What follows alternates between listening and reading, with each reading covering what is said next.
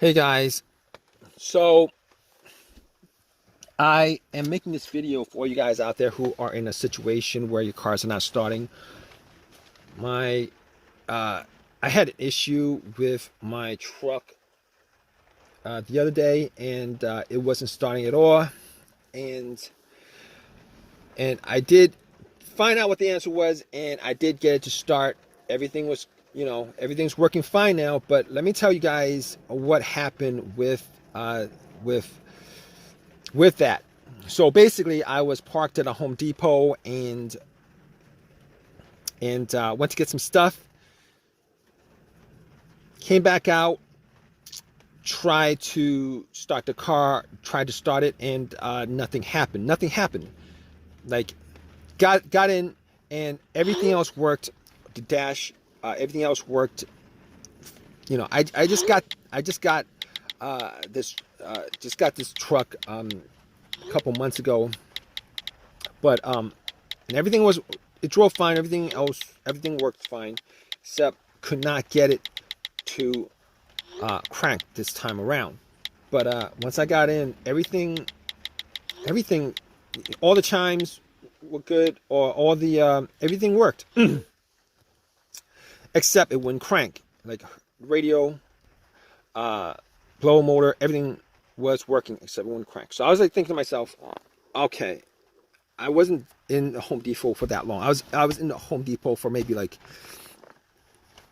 45 minutes or something like that. Maybe I left the lights on. So first thing I did was I turned on the lights.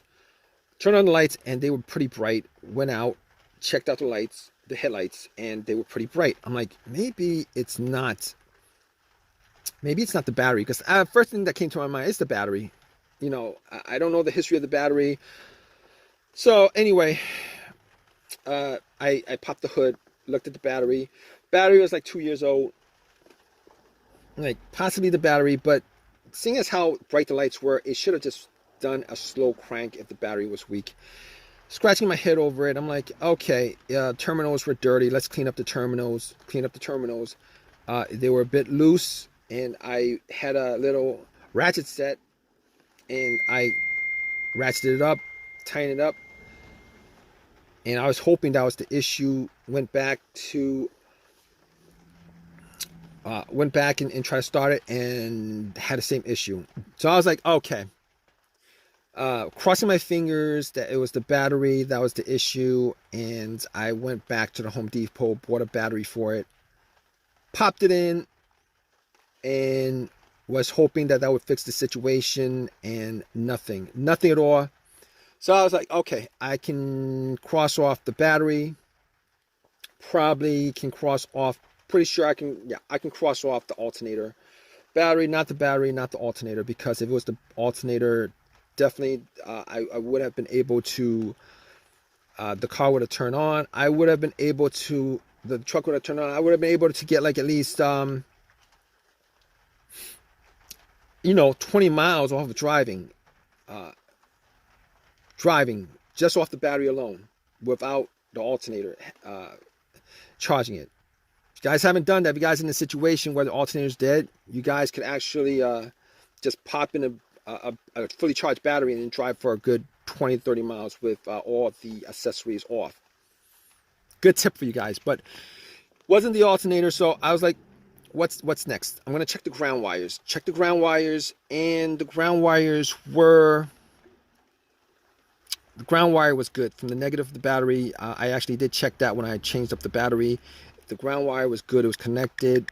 There's no corrosion on it. A little bit of rust, no corrosion. I'm like, okay, not the ground wire, not the battery. Can eliminate the alternator. What else could it be? So I'm looking around. I'm like, fuses and relays. But before I did that, I was like, maybe it's possible that the car's computer is having issues. Maybe it's the PCMs that's causing it. So I went and I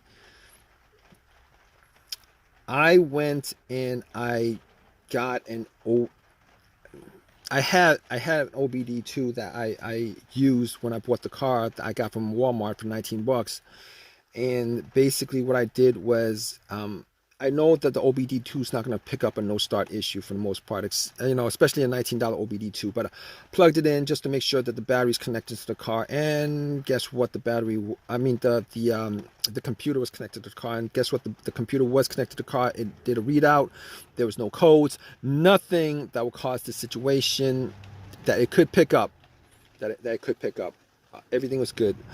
Okay, so I can rule out the car's computer not connecting to the car. Fine, can rule that out. And at that point I was thinking, okay, I got a couple of easy fixes left with this. A couple easy fixes I have left with this. One of those easy fixes would be a fuse or relay. And I was crossing my fingers that it may be a relay, but thinking about it, I thought about it, and I was like, okay, every time I try to start, and I did try to start at least 20 times, it would make a click. And it would keep on making like one click on each try.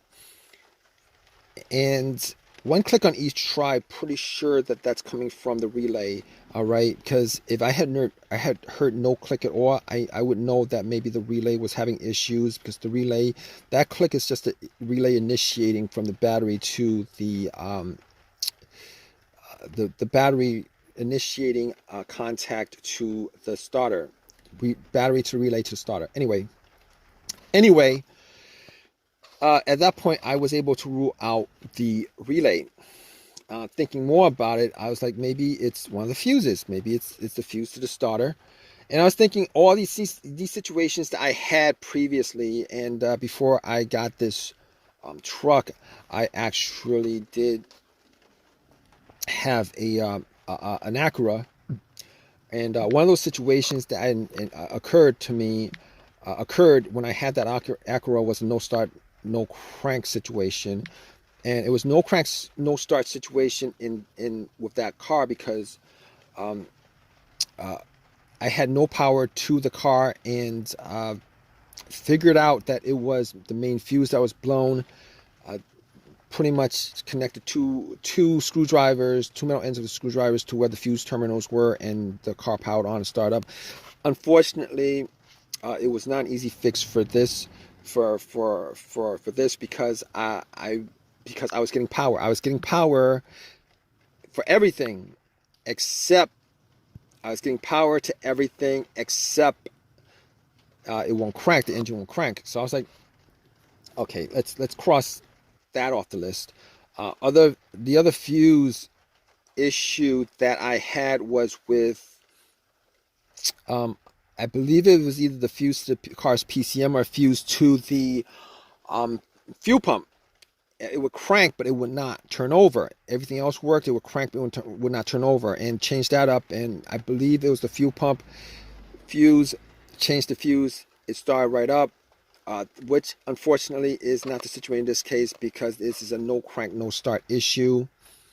It will not crank at all. So at that point, I pretty much crossed off pretty much everything that could possibly be the issue except for the starter. Now, here's this issue. Here's my problem with this issue, particularly with the starter. Now, well, not exactly a problem, but the guy who sold me the car told me that the starter was changed up, like, a year and a half ago. He's selling the car with a starter that's practically brand new. Only put on a couple thousand, like 5,000, 7,000 miles on the car since he swapped out the starter. And I was thinking to myself, maybe it is the starter. Maybe it is the starter. So I like, at that point, I was like, there's no way I could test it out. I could, but there's no way I could test it out, particularly in a Walmart parking lot. So I was like,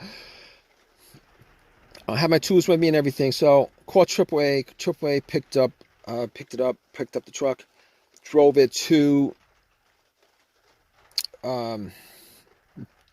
it home, and then I doubled up on all the things that I mentioned in this video: the fuses, the relays, the grounds, the battery. Double checked, charged up the battery 200%. Everything was checked out. I did a bump test on the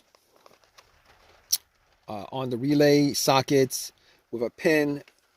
The starter did not start up. I was like, okay, pretty sure it's a starter.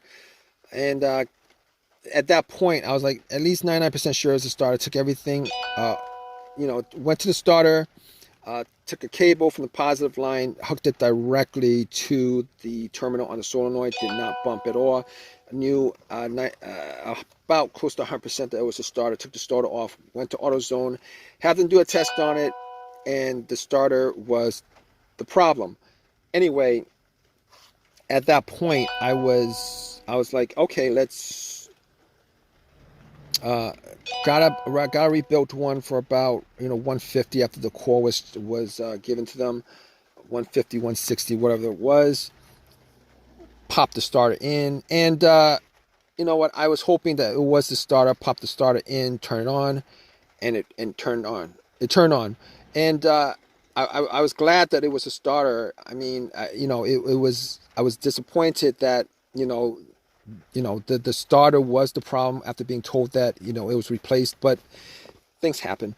But of all the things that could happen, wasn't the biggest deal in the world. Got the starter put in, and got the truck to work. I'm all good with it. If you guys are in this situation, you guys are still with me, just go through all the steps as far as what I've mentioned in this video. You could probably figure out like 99%, probably like 90% of the situation that's causing your car or truck or whatever you're driving not to start. It's probably because, it was probably caused by one of those things that I mentioned. All right, it's probably caused by one of the things that I mentioned. But if I've helped you guys out, please give me a thumbs up. Please subscribe. If you guys have a comment, particularly with your situation, please leave a comment in the comment section. Hope this has helped you guys out. Hope you guys, hope the cause of your problem is probably one of those easy fixes that I mentioned: a fuse, a relay, maybe the battery, negative ground wire. Even the alternator is probably easier to replace. But anyway, regardless of that, take care, guys.